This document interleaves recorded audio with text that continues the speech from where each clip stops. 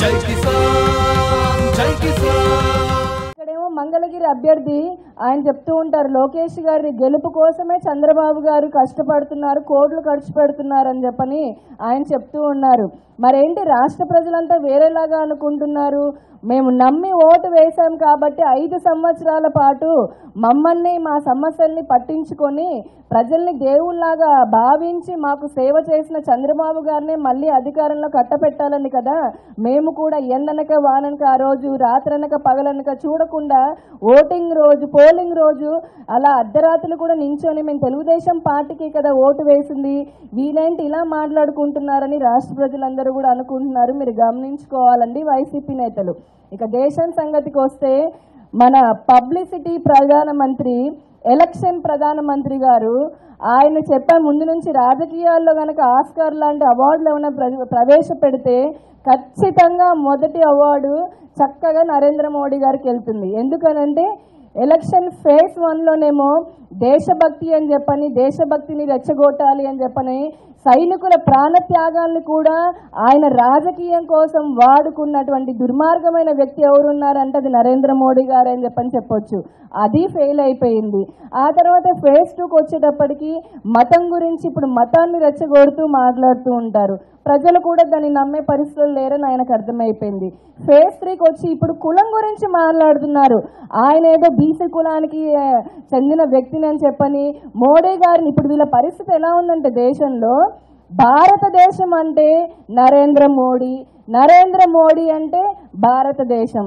నరేంద్ర మోడీ గారు ఏది చేస్తే అదే దేశం చేసినట్టు, బీజేపీని కానీ మోడీ గారిని కానీ విమర్శిస్తే వాళ్ళంతా దేశద్రోహులు, అలాంటి ముద్రని వాళ్ళకు వాళ్ళే వేసుకొని ఈ దేశంలో నిజంగా ఉన్న ప్రజలందరినీ ఎంత రాక్షసంగా పరిపాలన ఈ 5 సంవత్సరాలు సాగించి వారిని అన్ని విధాలుగా కూడా ప్రజలందరికీ అన్యాయం చేయడమే కాకుండా ఇప్పుడు మళ్ళీ ఇలా ఒక్కొక్క ఫేజ్కి ఇంకా కూడా చాలా ఫేసెస్ ఉన్నాయి.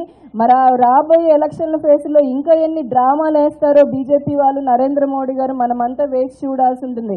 కానీ ప్రజలెవరూ మర్చిపోలేదండి దేశంలో ఎన్ని బాధలు పడ్డారు. మరీ ముఖ్యంగా ఆంధ్ర రాష్ట్రానికి ఎంతటి అన్యాయం చేశారు నరేంద్ర మోడీ గారు, భారతీయ జనతా పార్టీ అనేది అందరికీ తెలుసు.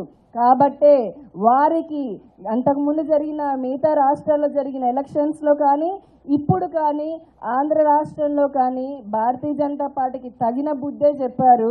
ప్రజలందరూ కూడా తగిన బుద్ధి చెప్తూనే ఉంటారు. నరేంద్ర మోడీ గారు ఫెయిల్ అయ్యి ఆయన వేసిన ప్లాన్లన్నింటిలో ఇప్పుడు ఫేడ్ అవుట్ అయిపోయే పరిస్థితికి వచ్చారు వాళ్ళు. దయచేసి ఇప్పటికీ ఎలక్షన్స్ అయిపోయినాయి రాష్ట్రంలో, ఇప్పుడు ప్రజల సమస్యలు, ఇప్పుడు రాబోతున్న సమస్యలు ఉన్న వాటిని మళ్ళీ సమీక్షలంటూ చేస్తూ అహర్నిశలు రాష్ట్ర ప్రజల కోసం అని చెప్పని కష్టపడుతూ ఈ రోజే మనం చూసాము నారా చంద్రబాబు నాయుడు గారి పుట్టినరోజు ఆయన చేసుకుని మళ్ళీ కూడా మధ్యాహ్నం నుంచి నేను ప్రజలకు వెళ్ళి నేను సేవ చేస్తాను అని చెప్పని ఈరోజు సాయంత్రం బ్లడ్ బ్యాంకును కూడా ఆయన ఓపెన్ చేయబోతున్నారు. అంటే పండుగలు, పబ్బాలు, పుట్టినరోజులు, అసలు ఇలాంటి వేడుకలు కూడా ఆయన పెద్దగా ఇంపార్టెన్స్ ఇవ్వకుండా ప్రజల కోసమనే 70 సంవత్సరాల వయసులో కూడా కష్టపడుతున్న వ్యక్తి పైన ఇలాంటి ఆరోపణలు చేస్తూ మీరు ఎలాగైనా సరే వైసీపీ వాళ్ళ అధికారంలోకి రావాలని పగటి కలలు కంటూ ఉన్నారు.